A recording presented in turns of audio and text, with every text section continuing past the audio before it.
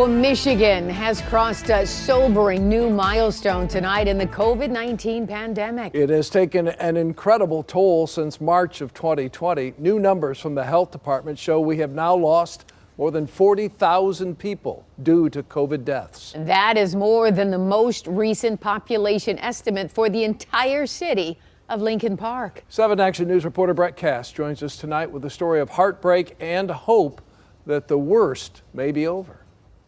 1 year ago, it wasn't uncommon to see lines out the doors of urgent cares with people waiting hours to get a COVID test. And that certainly isn't the case this year, but the pandemic 2 years later is still making its mark.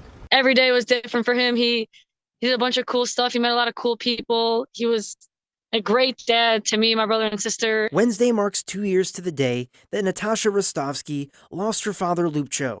He had just turned 60 when he died of COVID-19. It all happened so very fast, and not just to my family, to all the other families, because I know how much it hurts losing someone so close to you. Natasha's father is one of more than 40,000 COVID deaths that have been recorded in the state of Michigan since the pandemic began, a milestone the state hit just this week. It makes me really sad because 40,000 is a huge, huge, huge number. This time last year, urgent cares and hospitals were overwhelmed with COVID patients, with the state reporting thousands of new cases every day, a different scenario so far in 2022. Definitely in terms of last year, the numbers are way down, at least in the urgent care setting. Dr. Ron Coutu of Express Med Urgent Care in Southfield says he was expecting this year to be busier than it is, especially around the holidays with cases of the flu and RSV on the rise.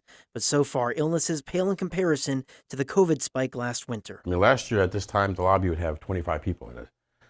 And we got, what, 4 maybe? I mean, so, you know, it's a big change. While flu activity has been elevated nationally, CDC data shows it's still minimal in Michigan.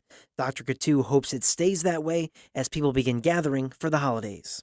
I think these next 30 days will be a big determinant as to how the rest of the season goes. We're going to go see him at the cemetery. Me and my family are going to get together for a little celebration of life.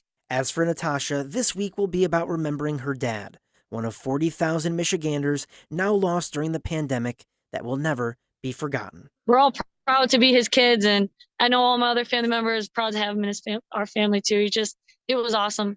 And according to that state health department data, the state of Michigan is soon approaching 3 million total COVID cases since the start of the pandemic. But Dr. Coutu says lately his patients have not been as sick as they were in the past. In Southfield, I'm Brett Cast, 7 Action News.